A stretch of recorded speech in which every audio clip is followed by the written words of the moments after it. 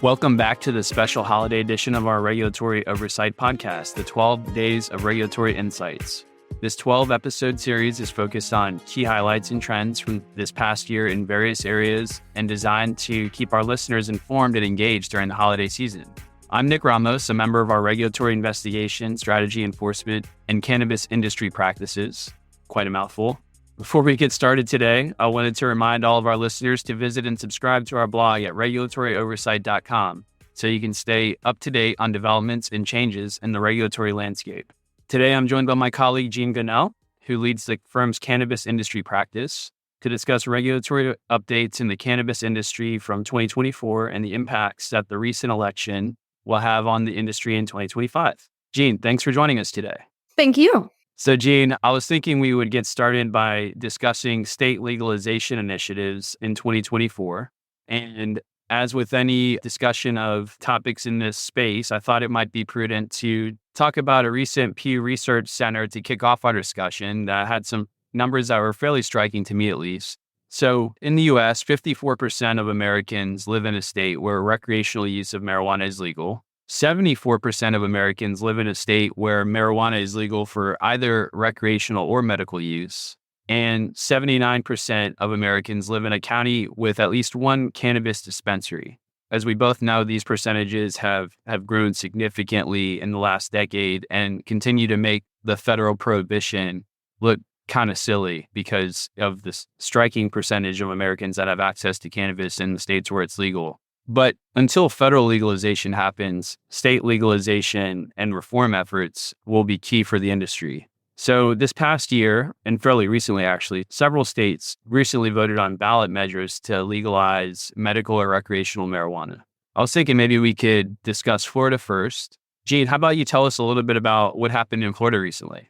Absolutely. So Florida had a ballot initiative that would have actually changed the state constitution to legalize recreational marijuana. And as part of that initiative, the requirement was a 60% vote to pass. The vote came out at 55.9%, which obviously is short of a 60%. And I think it's important to note that there's only 3 states that have ever passed recreational marijuana over 60% of the votes. And that would be New Jersey, Maryland, and Arizona. So it's a pretty steep hill in relation to what was going to be required to pass recreational marijuana in Florida. And I think a lot of people were really genuinely surprised and disappointed when it only hit the 55.9%. And I say only because everybody did truly understand it did have to hit that 60% voter threshold. Yeah, that's interesting, Jean. And either the ballot measure in Florida, Amendment 3, when we're talking about the percentage of voters that needed to vote yes to pass it, I understand that there were some interesting political backers and opponents for Amendment 3. Could you maybe tell us a little bit more about who backed and who opposed the Amendment 3 in Florida? Yeah, the governor, Ron DeSantis, was staunchly opposed to passing Amendment 3. And it appears from different statements that he made that the basis for his pushback was a belief that there was going to be a public nuisance if, in fact, recreational was passed, coinciding with the smells that come from cultivation facilities, et cetera. So there was a huge amount of pushback from the governor. Conversely, President-elect Donald Trump actually did support Amendment 3 and came out shortly before the election, probably about 3 months before the presidential election, noting that he was in fact voting yes on Amendment 3. That's very interesting. And we'll get to more about President-elect Trump's views on cannabis generally a little bit later in the podcast. But it is interesting that he backed Amendment 3 and that a member of his own party actually opposed it, and Governor Ron DeSantis as the governor of Florida. So unfortunate for Florida, steep hill to climb with the supermajority vote. I also understand, though, that 2 other states voted against recreational use recently, North Dakota and South Dakota. Jean, can you tell us a little bit more about what happened in those 2 states? Yeah, in North Dakota, this is actually the 3rd time in 6 years that a recreational measure has been defeated. This vote was a little bit closer than previously, but the voters in North Dakota decided to, again, vote no on recreational use. And I think by and large, a lot of states, when they vote no on recreational, it's because there's not a good regulatory system put in place for medical. And North Dakota does not currently have a medical program where there's centers of dispensaries and cultivations, et cetera. And it's more about personal use and medical in that arena. And so a lot of voters voted no, and it was actually voted down 52.5% to the 47.5% in favor. And so I think there was a little bit of surprise in the community that North Dakota voted it down, but I do think the basis for it not passing is based on the fact that there's not a huge medical regulatory structure in North Dakota's system right now. Yeah. And contrary to public belief, North Dakota and South Dakota are actually two separate states. So maybe you could tell us a little bit about what happened in South Dakota. South Dakota, I think a lot of people did believe it was not going to pass. So it wasn't a huge surprise in South Dakota, but voters rejected a ballot measure to legalize recreational use again for the third straight election cycle. Measure 29 would have legalized possession and home cultivation, but it would not have established a regulatory framework for recreational use. Again, I think voters really want to see good regulatory frameworks when it comes to recreational marijuana. And I think North Dakota and South Dakota have that commonality. They want regulated systems put in place. 55.5% of the voters rejected the measure in South Dakota. Interesting. Okay. So we've covered 3 states that rejected legalization in some form this past year. Now we can maybe talk about one, what I'll call sleeper state that presents one bright spot for legalization efforts this year. And that state is actually Nebraska, who voted to approve medical use. Jean, could you tell us a little bit more about what happened in in Nebraska? I would agree with you. It is the sleeper state. I think a lot of people were genuinely surprised that it got on the ballot. Now, there is some litigation going on pertaining to the measures that it took to get on the ballot. There's allegations of fraud and forgery pertaining to the petition. But regardless, the voters did approve the measure, 2 measures actually, amendment or IM 437 and 438, which would legalize marijuana possession and allow doctors to prescribe medical marijuana, because right now there is no programs. There's just decriminalization in Nebraska. So this would actually allow for medical marijuana and would create a new state agency to regulate the medical program. And this actually passed with a very high margin at 71% for the medical marijuana program, which is very surprising to a lot of people near Nebraska or watching the industry. And I think exactly like I said, it's definitely a sleeper state, but it was a very surprising. Yeah, definitely. Okay, great. So in sum, for legalization proponents, not a great year on the state legalization front. Maybe 2025 will be a little better for state legalization efforts. For now, though, we can probably switch gears and talk about the 2025 outlook for any type of federal action that might occur in this space, given the change in administration.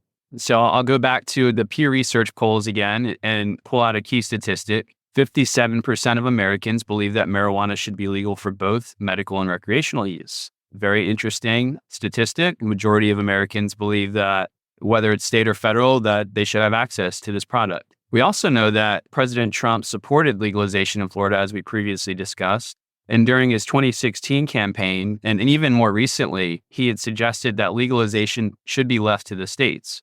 Trump also stated that he supports research on medical uses of marijuana as a Schedule III drug. And this was very recently, as recent as, I believe, September. And as we all know, the DEA has proposed regulations to reschedule marijuana from a Schedule I to a Schedule III drug. So Trump's comments on this effort indicate that he may support DEA action on this change. The DEA is actually a component of the Department of Justice, which is run by the Attorney General. So Trump's pick for Attorney General could provide some insight into whether rescheduling may be successful. Trump recently nominated former Florida Congressman Matt Gaetz to be the next Attorney General, but Gaetz withdrew his nomination, and Trump pretty quickly nominated Pam Bondi as his new pick for Attorney General. Assuming that the nomination moves forward, it makes sense to look at Pam Bondi's history and comments that she's made on cannabis legalization generally, because that might influence her thinking on the subject as the Attorney General. Jean, can you tell us a little bit more about where Bondi might stand on rescheduling and legalization efforts? Well, historically, when Bondi served as Florida's Attorney General from 2011 to 2019, and during Trump's first term, she served as the president's Commission on Combating Drug Addiction and the Opioid Crisis. And during those years, she initially opposed efforts to legalize medical marijuana in Florida. And she also, as Attorney General in Florida, filed appeals in state court defending the legislature's ban on smoking marijuana, although smoking was later added as an approved form of consumption in later legislation. She also was a member of the President's Commission on Combating Drug Addiction and the Opioid Crisis, and the commission issued an unfavorable report concerning medical marijuana legislation. With that being said, despite her historical positions on marijuana and legalization, it's not really clear what her views will be with her potentially in office in the AG's office. Trump has been nominating people that he expects to implement his executive policies, which is consistent with what he's campaigned on. So it is safe to assume that if Trump pushes for rescheduling or descheduling, she will fall in line with those attempts and thought process. Thanks, Gene. Yeah, that's really interesting. Bondi's nomination for AG is going to be a key appointment to monitor here in the coming months. But generally, Trump and his appointees are limited in what they can do about full federal legalization, which will take an act of Congress. Republicans will be in control of Congress, and there are several proposed bills that may be worth monitoring in the upcoming year. Gene, maybe we could start out by talking about the States 2.0 Act. I think that's the most recent act that's been introduced. It was introduced in December of 2023 and is co-sponsored by several Republican congressmen. This bill would federally legalize marijuana by allowing sales to happen interstate and tag the FDA as well as the TTB with the responsibilities to regulate on a federal level. Right now, as I think everybody understands that states that have systems for marijuana cannot sell interstate. Everything has to stay intrastate. The bill would also empower the states by letting the states determine if they want to have programs. So it would not require states to have marijuana programs, but it would leave these decisions essentially up to the states. Yeah, that's right, Gene. And so another bill that's been proposed that's somewhat similar is the States Reform Act of 2023. Can you tell us a little bit more about that one? Yeah, the States Reform Act of 2023 was actually introduced in October of 2023 and was actually sponsored by Republicans Nancy Mace and Matt Gaetz. This bill would defer the enforcement authority to the states, much like it is today, but would remove cannabis or marijuana specifically from the Controlled Substances Act and would task the FDA with the regulation of cannabis products. And I think that this bill has a lot of components of states' initiatives that I think a lot of the Republicans definitely have voiced support for. Yeah, definitely agree, Gene. And President Trump himself has also voiced support for pushing these types of decisions down to the states. So those two bills, I think, will be key to monitor. We don't have a crystal ball, so we can't really tell, make an assessment one way or the other whether they will be successful in the upcoming year. However, one last bill I think we should talk about relates to safe banking laws in the industry. And President Trump has indicated that he would support common sense laws for like safe banking. And as we know, Gene, financing and banking in the cannabis industry remains a huge problem for day-to-day businesses that operate in this space. So one bill that's been proposed is the Safer Banking Act, which could provide protections to the marijuana industry. Could you maybe tell us a little bit more about the Safer Banking Act, Gene? Yeah, the Safer Banking Act was introduced in September of 2023 with, again, a lot of support from several Republicans. This bill would provide protections for federally regulated financial institutions that serve state-sanctioned medical marijuana businesses. Right now, there's a system in different states with state-chartered banks, but the banks are limited to really depositories and just deposit accounts. And so there's a lot of restrictions on those types of bank accounts, and it's not a federally condoned area. Currently, there's also issues pertaining to lending. Right now, banks will not lend. There's one main bank that works in marijuana that has started lending, but the amount of collateral that is required for any types of those investments, it's very, very heavy. This bill, and a lot of people have been watching the different banking bills that have been happening over the course of the last 6 years. This is that just happens to be the most recent thought process on handling banking for marijuana. And this all, again, relates back to the fact that marijuana is a Schedule I substance under the CSA. And in fact, even if it is rescheduled, banks have already stated that even if it's rescheduled to a Schedule III, that is not going to change the stance for the banking because, again, it would not be federally legal. So this is a bill that I think does have some great support on both sides and should definitely be looked at as a remedy to the current banking issues that cannabis businesses face. Yeah, for sure. And as with many recent years for this industry, we've seen some positive action in the legal space. We've seen some negative action. So we'll just have to wait and see what 2025 holds for us.